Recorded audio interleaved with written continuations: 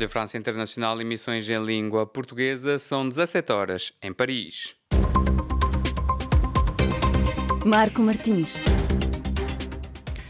A marcar a atualidade desta quinta-feira, 24 de novembro, a mini-cimeira que decorreu ontem em Luanda sobre a situação de segurança no leste da República Democrática do Congo determinou o fim da cessação de todas as hostilidades e ataques armados pelo grupo M23 contra as Forças Armadas da República Democrática do Congo e a missão das Nações Unidas, MONUSCO, a partir de amanhã, sexta-feira, pelas 18 horas. Em Moçambique, o governo reforçou a segurança na província de Cabo Delgado, afetada pelo terrorismo. A seleção portuguesa de futebol entra em campo hoje frente ao Ghana no primeiro jogo a contar para o Grupo H do Campeonato do Mundo que decorre no Catar. Estes e outros títulos a desenvolver já seguindo o bloco informativo sob o comando técnico de Moussa Ali Chili. O jornal começa agora. Começamos com o desporto. Portugal já defronta neste momento o Ghana na primeira jornada do Grupo H do Mundial 2022. Quanto à seleção brasileira de futebol, também entra em campo hoje, frente à Sérvia, no primeiro jogo a contar para o Grupo G. Antes do encontro, em conferência de imprensa, Rafinha, avançado brasileiro do FC Barcelona, que já passou por Portugal, onde atuou no Vitória de Guimarães e no Sporting Clube de Portugal, admitiu que o objetivo da seleção canarinha é vencer o Mundial, mas antes é necessário ultrapassar os diferentes adversários, ele que se vai estrear num campeonato do mundo com a camisola do Brasil. Ouçamo-lo. Independente da seleção que a gente for enfrentar, a gente tem a nossa maneira de jogar, a gente sabe das dificuldades que a gente tem contra os adversários, o professor passa pra gente os pontos fortes, pontos fracos, e dentro disso a gente tenta fazer o nosso estilo de jogo. E em função dos dribles, o professor passa a maior confiança possível para a gente jogar o nosso futebol, obviamente sabendo aonde a gente pode fazer e aonde é mais arriscado, mas a gente simplesmente tem que jogar o nosso futebol, fazer o nosso melhor para conseguir sair a vitória. Acredito que seja a Sérvia, seja a Suíça, seja Camarões, todas as seleções que estão na Copa do Mundo têm um grande elenco de uma qualidade muito alta, senão não estaria aqui. A gente sabe das dificuldades que a gente tem e, bom, a gente está trabalhando o nosso melhor para conseguir chegar na partida o melhor preparado possível. Desde 2006, todo mundo quer que o Brasil conquiste o hexacampeonato. Então, acho que o sentimento é o mesmo, seja para nós jogadores, para vocês da imprensa, para os torcedores, acho que o sentimento é igual. E se a gente todo mundo estiver junto pelo mesmo objetivo, acho que a gente consegue alcançar aquilo que todo mundo quer. O Brasil defronta a Sérvia no primeiro jogo a contar para o Grupo G do Campeonato do Mundo que decorre no Catar, enquanto a Suíça venceu por 1-0 os Camarões no mesmo grupo.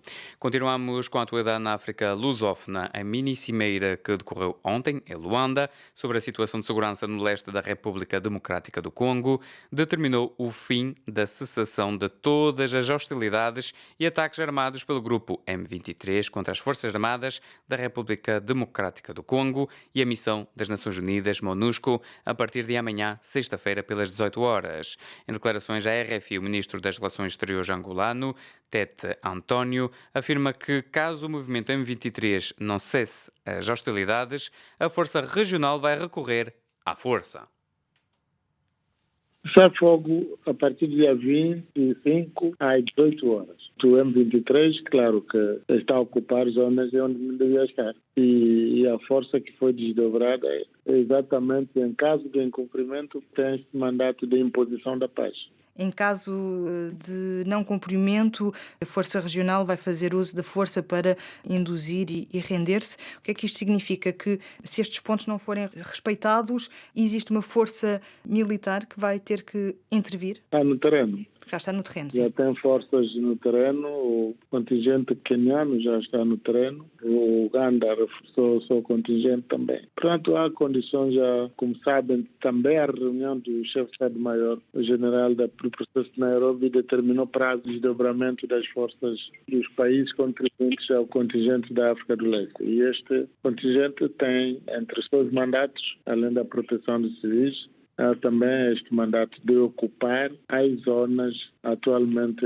ocupadas pelo M23.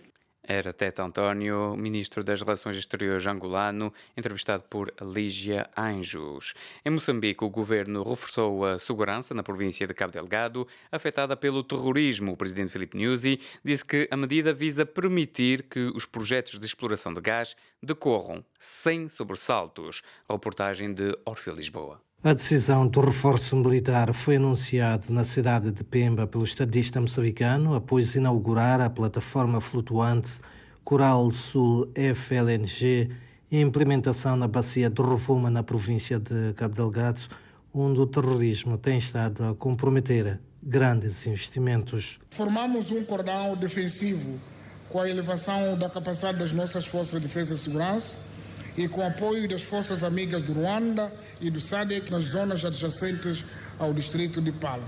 Neste momento e de forma progressiva, a situação retorna à normalidade.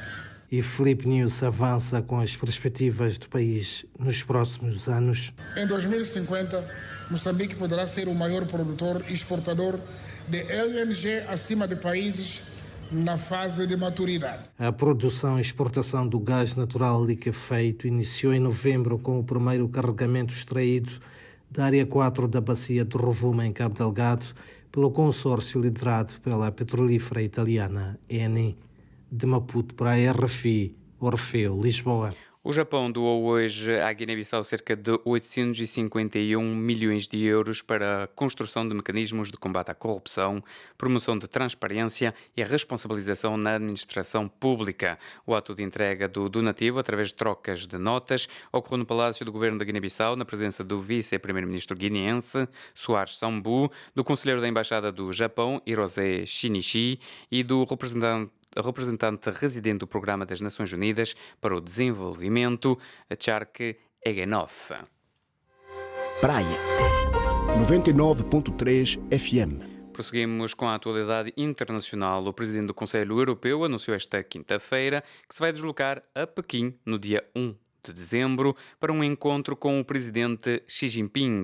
Charles Michel avançou que na agenda dos líderes políticos estão assuntos de interesse comum e os desafios mundiais. As explicações com Nédia Ribeiro. A visita acontece num contexto de intensas discussões sobre o posicionamento do Bloco Europeu face à China e numa altura em que a tensão aumenta entre Washington e Pequim. No encontro com Xi Jinping, o presidente do Conselho Europeu vai abordar assuntos de interesse comum e os desafios mundiais. Charles Michel terá ainda de lidar, por um lado, com um país como a Alemanha, que tem importantes interesses económicos na China, e outros Estados-membros, como a Lituânia, que atraiu a ira de Pequim ao estabelecer ligações com Taiwan, considerado pela China como parte integrante do território chinês. Desde a imposição de sanções por alegados abusos dos direitos humanos na região de Xinjiang, que as relações entre a China e a União Europeia se têm vindo a deteriorar.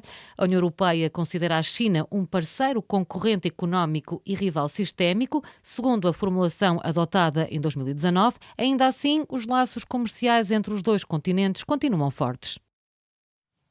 Em França, a proposta de lei para proibir as touradas no país deve ser debatida esta quinta-feira no Parlamento. O texto foi apresentado pelo deputado Émeric Caron, do partido A França Insubmissa, mas o tema divide. Mais pormenores com Karina Branco. Ainda que 77% dos franceses apoiem a proibição das touradas, de acordo com uma sondagem da IFOP, divulgada em janeiro, a proposta de lei para acabar com as touradas divide os partidos e os próprios grupos parlamentares, tanto à esquerda quanto à direita. Esta é a primeira vez que o Parlamento francês vai debater o tema. O texto do deputado Émeric Caron propõe alterar a lei contra os maus tratos dos animais, em que as sanções não são aplicadas às touradas por se tratar de uma tradição local ininterrupta. O deputado do partido A França Insubmissa diz que as touradas são uma barbárie, um prazer imoral e que o animal é massacrado. Esta quarta-feira, o presidente francês excluiu uma proibição das touradas para já. Emmanuel Macron falou na necessidade de conciliar costumes locais e a sensibilidade com a condição dos animais. O governo também já se mostrou contra a proposta, que classificou como radical. Estamos a chegar ao fim deste jornal. A informação continua na internet, na página rfi.fr/pt, nas redes sociais, Facebook ou Twitter. Basta procurar RFI Português. Até breve.